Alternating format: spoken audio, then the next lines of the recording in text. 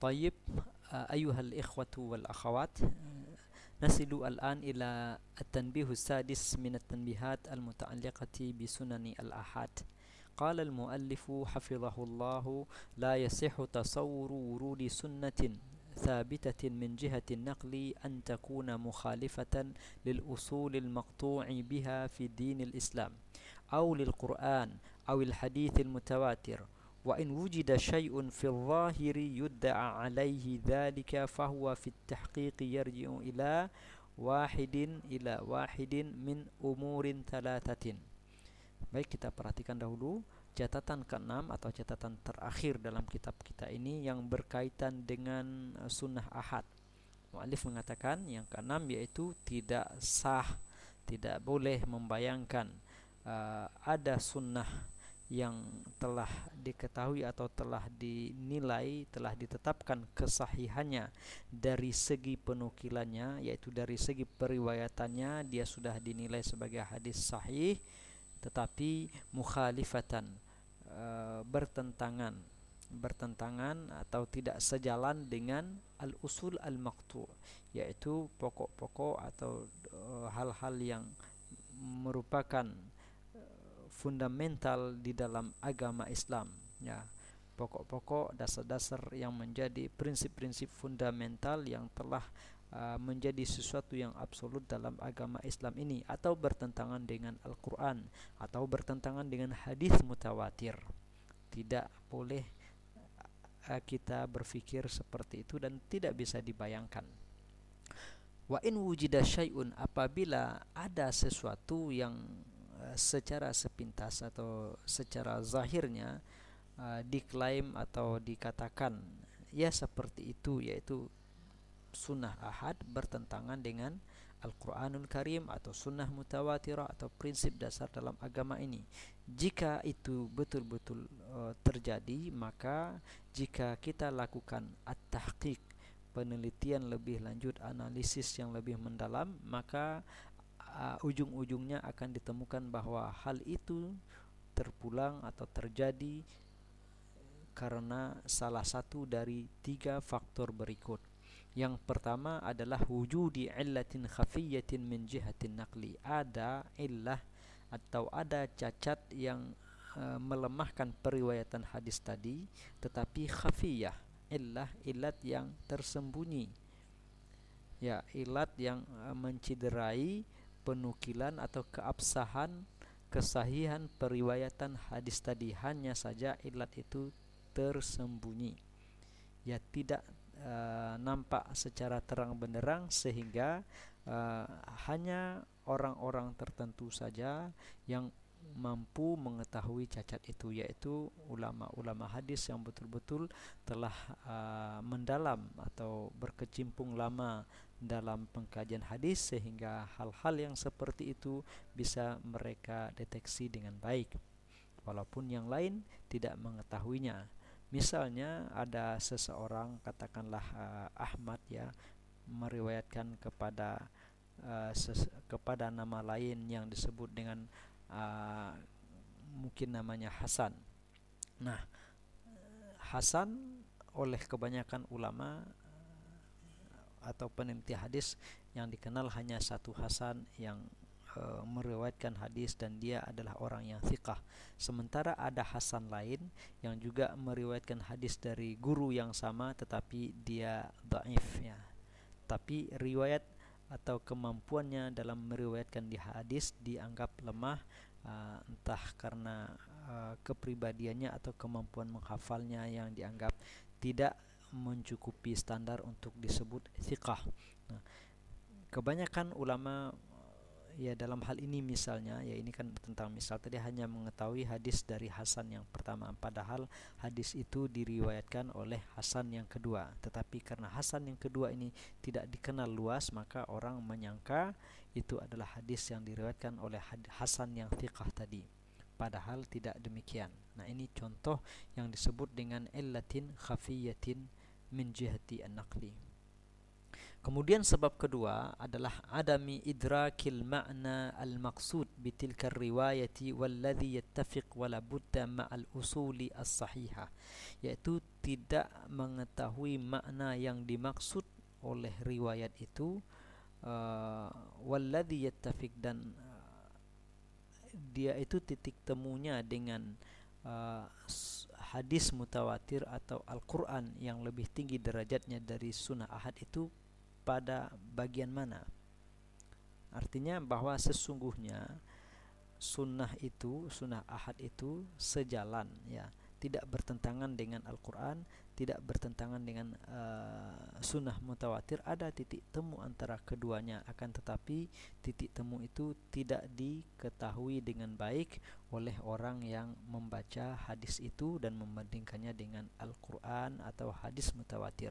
Dan itu bisa jadi karena kekurang dalaman pengetahuan atau kurang luas pengetahuan orang yang membaca hadis itu, atau tidak lengkap alat-alat yang harusnya dia kuasai untuk melakukan pengkajian dan penafsiran hadis. Ya, karena ketika terjadi hal-hal semacam itu, ada beberapa opsi untuk mempertemukan hadis tersebut, tetapi tidak dikuasai atau tidak dimengerti oleh orang yang bersangkutan. Contoh sederhananya begini, ketika di dalam Al-Quran dikatakan oleh Allah Subhanahu wa ta'ala, wa idza quri'al Qur'anu fastami'u lahu wa ansitu. Apabila dibacakan Al-Quran, maka dengarkanlah Al-Quran itu, dengarkanlah bacaan orang yang membaca itu, dan simak, perhatikan dengan sebaik-baiknya. Nah, artinya ketika ada yang membaca Al-Quran, maka tugas kita adalah menyimak dan memperhatikannya dengan sebaik-baiknya. Begitu kita mendengar orang baca Al-Quran, jangan lakukan aktivitas lain termasuk juga membaca Al-Quran, tapi dengarkan. Kan begitu. Lalu Rasulullah SAW mengatakan, la salata liman lam yaqra bi Fatihatil Kitab. Tidak sah salat orang yang tidak membaca Al-Fatihah. Nah, lalu tentu timbul persoalan ketika kita sholat maghrib, sholat isya, dan sholat fajar, sholat subuh, tentu imam membaca dengan jahar. Lalu apakah makmum ikut membaca juga atau bagaimana? Nah, ini kan seolah-olah ada pertentangan antara hadis ahad ini dengan Al-Quran. Al-Quran itu sudah qat'iyul wurud. Al-Quran mengatakan fastami'u lahu wa ansitu. Sementara hadis ini menghendaki, ya mau tak mau kita harus membaca juga. Nah, ikhwan dan akhwat yang dirahmati Allah, apabila kita hanya melihat pada permukaan ini saja, tentu ya terlihat semacam ada masalah. Nah, ketika kita belajar atau lebih jauh belajar usul fikih, bagaimana menghadapi dan metode mengistinbatkan hukum dari nas-nas tersebut, maka hal itu bisa diselesaikan karena ada titik-titik temu antara hadis-hadis dan ayat-ayat, atau katakanlah nas-nas yang terlihat saling bertentangan. Ada kalanya dengan cara istithna atau cara takhsis atau cara nasakh wal mansukh, atau saling menjelaskan atau takwil. Nah, seperti itu. Nah, apabila seseorang tidak memahami masalah ini dengan tepat, maka tentu dia tidak akan mampu untuk menangkap persamaan di balik penampakan yang terlihat saling bertentangan itu. Atau bisa jadi dia mengerti konsep itu, tapi dia tidak bisa mensinkronkannya, tidak menemukan alur berpikir yang cocok untuk mensinkronkan hadis ahad ini dengan ayat-ayat Al-Quran atau hadis mutawatir lainnya. Jadi bukan persoalannya Rasulullah menyampaikan sesuatu yang bertentangan dengan Al-Quran atau bertentangan dengan hadis mutawatir, tidak, akan tetapi ada faktor-faktor di luar itu. Berikutnya nomor alasan ketiga atau faktor ketiga yang bisa menyebabkan hadis ahad terlihat seperti bertentangan dengan Al-Quran atau dengan hadis mutawatir, padahal tidak, yaitu dha'fi dalalatil asli kal i'tiradi ala sunnati ahadin sahihatin sarihatin bi ayatin dhanniyatid dalalati ala al-ma'na alladhi u'turida bihi, yaitu Al-Quran atau hadis mutawatir yang dipersoalkan atau yang menjadi pokok dalam masalah itu memiliki dalalah makna yang lemah, artinya maknanya itu tidak tidak qat'i, artinya memiliki sejumlah penafsiran, dan tentu tidak mungkin semuanya bisa dipakai, ya. Tafsiran yang dikehendaki tentu satu di antara sejumlah tafsir-tafsir yang ada, ya, atau ya interpretasi yang ada. Sementara hadis ahad yang berseberangan atau yang terlihat berseberangan dengan nas itu memiliki makna yang sharih, makna yang eksplisit, tidak dapat atau tidak mengandung penafsiran yang beragam sehingga dia tajam. Nah, biasanya begitu. Ketika dipertentangkan, maka sesungguhnya dia tidak bertentangan. Nah, sebagai contoh misalnya begini, ketika Allah Subhanahu wa taala mengatakan aula mastumun nisa, ya, dalam surat An-Nisa ayat 43 misalnya, wa in kuntum marda aw ala safarin aw jaa ahadun minkum minal ghaiti aw lamastumun nisaa falam tajidu ma'a fatayammamu sa'idan thayyiban famsahu biwujuhikum wa aydikum. Yang menjadi perbincangan kita adalah topik kita aw lamastumun nisa, atau kalian menyentuh wanita kemudian falam tajidu ma'an, dan kalian tidak mendapatkan air, maka bertayamumlah dengan tanah yang baik. Nah, dipahami di sini bahwa menyentuh, ya, arti ayat itu, kata-kata lamastumun nisa itu adalah menyentuh. Tetapi kemudian ada yang menafsirkan bahwa menyentuh di sini tidak diartikan, tidak dimaknai secara harfiah, tetapi kinayah, sindiran, kata halus untuk menunjukkan makna hubungan suami istri. Nah, ada yang menafsirkannya seperti itu. Nah, ketika kita tafsirkan atau pahami lamastumun nisa ini bersentuhan biasa, asal bersentuhan kulit dengan wanita yang bukan mahram, maka batal wudunya.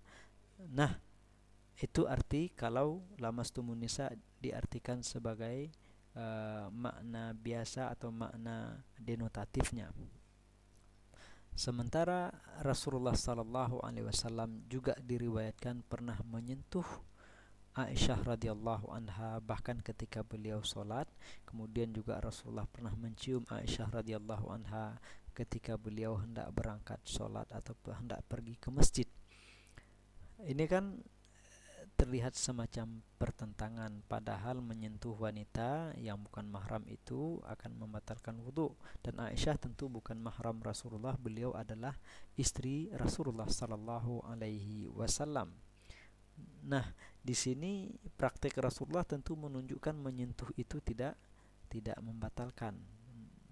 Nah, jadi begitulah penafsirannya, bahwa lamastumun nisa itu memiliki sejumlah penafsiran. Bisa ditafsirkan secara literal, secara harfiah, secara denotatif, secara apa adanya, dan bisa juga ditafsirkan secara konotatif atau secara kinayah. Nah, seperti tadi dikatakan, atau kinayah dari hubungan suami istri, bahwa yang dimaksud di situ adalah hubungan suami istri. Kemudian dalam mazhab Malik dikatakan hubungan suami istri dan segala sesuatu yang menjurus ke sana. Nah, dengan demikian sesungguhnya tidak ada pertentangan antara sunnah ahad itu dengan perilaku apa yang dilakukan oleh Rasulullah dengan ayat ini. Rasulullah tidak melanggar ayat ini, tapi apa yang dilakukan oleh Rasulullah itu justru menjadi penguat bahwa lamastumun nisa itu bukan hanya sekedar bersentuhan, tetapi melakukan hubungan suami istri atau sesuatu yang mengarah ke sana dan memiliki akibat dan dampak yang hampir bersamaan. Demikian ikhwan dan akhwat yang dirahmati Allah, akhirnya bisa kita katakan apabila hadis itu meskipun dia hadis ahad dan terbukti itu berasal dari Rasulullah sallallahu alaihi wasallam, tidak mungkin akan bertentangan dengan hadis mutawatir atau dengan Al-Qur'anul Karim. Karena ketika dia sudah menjadi hadis yang sahih, artinya kita menilai bahwa itu betul-betul sah berasal dari Rasulullah sallallahu alaihi wasallam, dan Rasulullah tentu menerimanya dari Allah Subhanahu wa taala. Allah mewahyukan kepada beliau dan beliau sampaikan kepada kita. Mustahil Allah memberikan perintah yang bertolak belakang atau saling bertentangan kepada hamba-hambanya.